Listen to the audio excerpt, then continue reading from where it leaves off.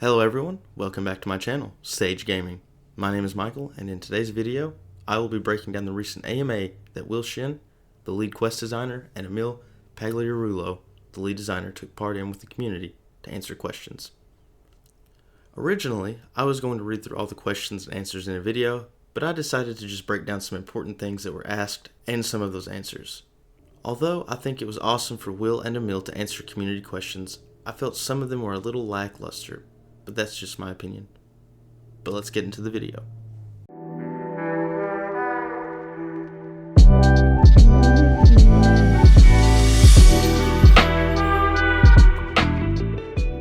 Starting off with question 1, they were asked if we the player would be able to buy houses in major cities, and yes, you can. In fact, they stated that you would be able to buy them as well as obtaining a house, or houses, through quest lines.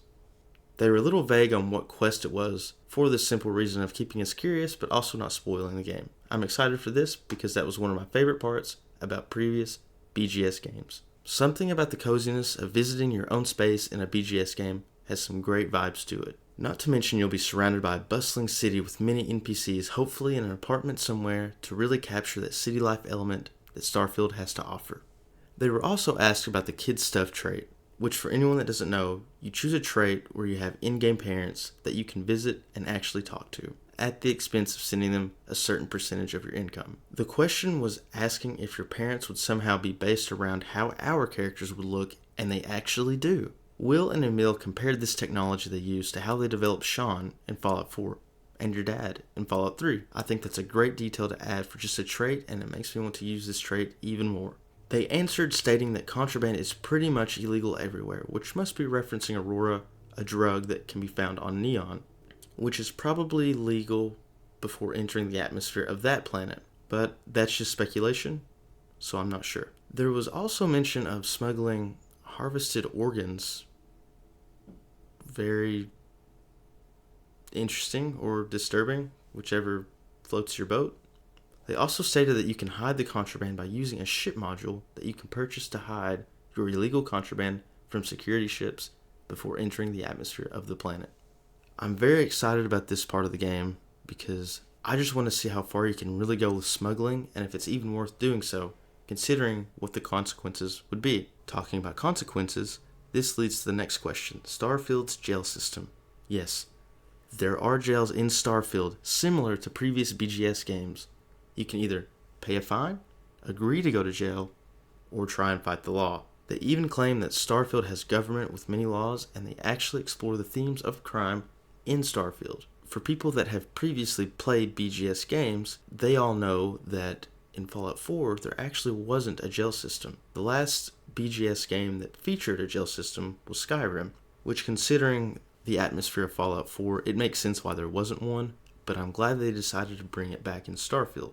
The next interesting question was asked about being a double agent for factions. They didn't really answer this question super in depth, but they said that there is a quest that allows you to be a double agent between the United Colonies and the Crimson Fleet. But they never elaborated on if it meant you could do that for the remaining factions. So I wouldn't really get my hopes up for that, since it sounds like that's just an exclusive thing for that quest between those factions. Moving on to the next interesting question, and I'm really glad they decided to confirm this. I saw a few comments on Twitter after the deep dive showcase where Todd Howard said that there were 4 romance options and they all came from Constellation. People took that there are only 4 followers in the game. However, there are 20 confirmed followers inside of Starfield. I'm glad that this question was addressed because if anyone knows BGS games, they're very well known for a lot of their followers. And I know that they wouldn't just add 4 followers to the game and expect people to be okay with that. Also, when it comes to recruiting members for our ships or outposts, it only requires a one-time purchase. So, it isn't like the kid stuff trait, where you pay your parents every so often. They claim they attempted to let the player pay the recruited members' salaries, but they wanted to minimize what the player kept track of. Honestly, I think it was for the better to keep it that way, because at some point, when you start doing too many realistic things, sometimes the game can feel like not so much of a game. Going on to the next question, in regards to companion perks, when you recruit a companion, they have a certain set of perks, and unfortunately you can't level those perks up. But you can compare them between other companions and see which one would better benefit your playthrough. Given that there are 20 followers, there will be a great variety to choose from in terms of perks for companions. So really, at that point, it's just personal preference on who you want to take, who you find more interesting, or whatever best suits your playstyle. The next question was great. Someone asked what their favorite parts of the game were. They both responded with great answers. To put it in smaller words, they both said that they loved exploring and finding new content that they hadn't seen before. Since the game is so large, it was so hard to see everything. But Emil also stated and said that he had a real soft spot for Neon and claims it reminded him of a cyberpunk settlement. If you've been keeping track of Starfield, we've kind of known this for a while with screenshots that Bethesda had given the public. Emil also brags on the quest lines that they put together in Starfield, claiming they're the best BGS has ever done, and I'm all for it. I love the side content in all BGS games, and honestly and personally, I don't necessarily play a BGS game for the story. I play it for the immersiveness of the open world, the characters, a lot of really interesting side quests, or environmental storytelling. Those are key parts that basically make a BGS game a BGS game. So hearing this kind of news gets me even more excited for the game. Also to add, they even took inspiration from a variety of different sci-fi entertainment to create ideas for quests in the game, making a nod at Han Solo from Star Wars. And the last question I thought that needed to be talked about relates to the mechs. Unfortunately, we cannot operate the mechs, stated by Emil. The mechs are from an old battleground that was used and they are in ruins. I'm hoping Emil is misleading us about them because I was wanting to operate them so badly when they showed up in one of the animated shorts for Starfield. But I don't see the reason why that they would lie about it.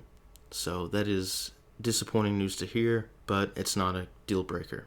And for anyone that doesn't know, you can actually preload Starfield on Xbox Series X and Series S today. However, for PC, you'll have to wait until August 30th to preload the game.